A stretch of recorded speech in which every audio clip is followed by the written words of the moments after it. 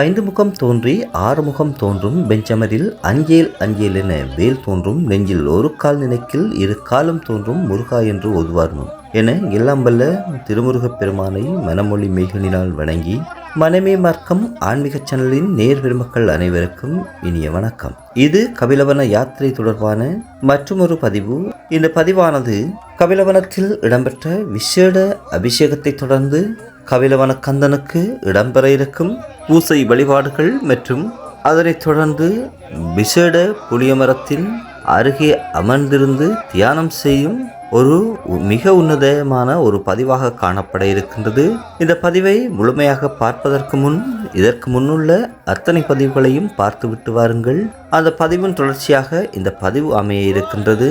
இந்த பதிவில் கபிலவனம் என்ற புனித வனத்தில் நடுவே குமுக்கன் ஆற்றங்கரை ஓரத்தில் அமைந்திருக்கும் கந்தப்பெருமானின் மிக பழமை வாய்ந்த ஆதி கதிர்காமம் என்று அழைக்கப்படும் இந்த கபிலவன கந்தனின் திருவருள் கடாட்சம் நிறைந்த தன்மையினை அடியார்கள் அவதானிக்கப் போகின்றீர்கள். உண்மையில் கபிலவன யாத்திரை செல்வதற்கான பேறு திருமுருக பக்தர்களுக்கே கிடைக்கும். இந்த கபிலவனம் என்ற புனித வனத்துக்குள் செல்வது அவ்வளவு சுலபமான விடயமல்ல.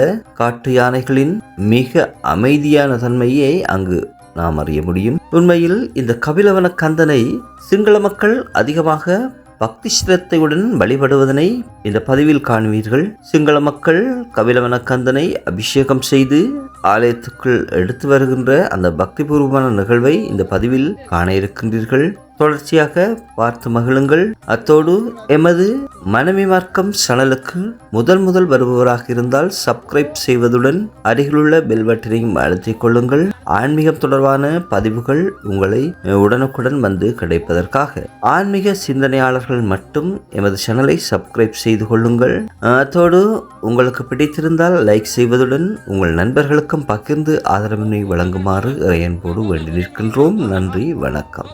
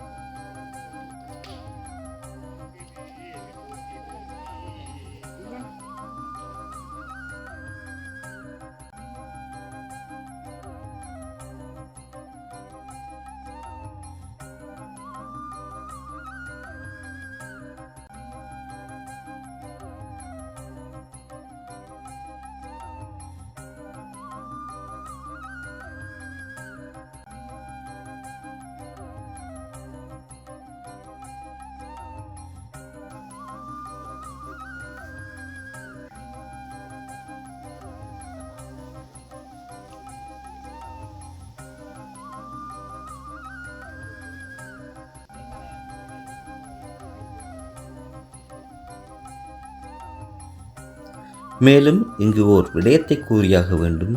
இந்த கபிலவன கந்தனின் ஆலயம் தற்காலிக பந்தல்களிலே காணப்படுகின்றது. நிரந்தரமான எந்த ஒரு கட்டட அமைப்போ அல்லது ஆலய அமைப்போ இங்கு இல்லை. இந்த தற்காலிக ஆலயத்தில் கட்டப்பட்டிருக்கின்ற நேர்த்தி கடன்களை பார்க்கின்ற போது இதன் மகத்துவமும் மகிமையும் புரியும் என உணர்கின்றோம். அதே போன்று சிங்கள பக்தர்களின் அபிஷேகம் முடிந்து கந்தனை ஆலயத்திற்குள் எடுத்து வருகின்ற தன்மையை பார்க்கின்றீர்கள். மிகவும் பக்திபூர்வமாக அனைவரும் மெய்மறந்து அவதானித்த ஒரு விடயமாக காணப்படுகின்றது. உண்மையில் கந்தனிடத்தில் சிங்கள பக்தர்களுக்கு அதீத பக்தி அதிகம் என்பதை இது உணர்த்துகின்ற தன்மையை அறிய முடிகின்றது. அதே போன்றுதான் கதிர்காமத்திலும் சிங்கள பக்தர்கள் அதிகமாக முருகனை வழிபடுவது குறிப்பிடத்தக்கது. இந்த ஆலயத்தை அவதானிக்கின்ற போது அதிகளவான நேர்த்திக் கடன்கள் கட்டப்பட்டிருக்கின்றது. ஆலயத்திற்குள் உள்ள விக்கிரகங்கள், அதாவது விக்கிரகங்களாக ஆனைமுகனாக கணபதி பிள்ளையாரின் விக்கிரகமும் திருமுருகனின் விக்கிரகமும் காணப்படுகின்றது. இங்குள்ள அமைப்புகள் மிகவும் எளிமையான ஒரு அமைப்பு முறையாக காணப்படும், ஆலய அமைப்பு முறையாக காணப்படும். அல்லது பூசை புனஸ்காரங்களை நிகழ்த்துவதற்காக எந்த ஒரு பூசகரோ யாரும் இருக்க மாட்டார்கள்.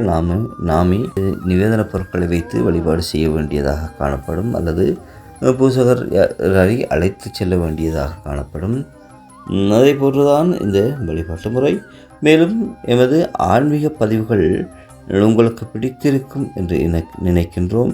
ஏனைய மத சார்ந்தவர்கள் அவர்களது ஆன்மீகம் சார்ந்த அவர்களது மதம் சார்ந்த விடயங்களுக்கு கொடுக்கின்ற ஆதரவும் அவர்கள் அதை ஊக்கப்படுத்துகின்ற தன்மையும் எமது இந்து சமயத்தில் மிகவும் குறைவாகவே காணப்படுகின்றது என்ற மனவேதனையுடன் எமது இந்து மக்கள் இது போன்ற பதிவுகளை முழுமையாக பார்ப்பதுடன் முழுமையான ஆதரவினை வழங்கும் பொருட்டு சப்ஸ்கிரைப் செய்வதுடன் உங்கள் நண்பர்களுக்கும் பகிர்ந்து ஆதரவினை வழங்க வேண்டியது ஒவ்வொரு இந்து பக்தர்களின் தலையாய கடமையாகும். எனவே நீங்கள் சப்ஸ்கிரைப் பண்ணி உங்கள் நண்பர்களுக்கு பகிர்ந்து இந்த பதிவை லைக் செய்து ஆதரவு வழங்குவீர்கள் என நம்புகின்றோம். உங்கள் அன்புக்கு நன்றி. வணக்கம்.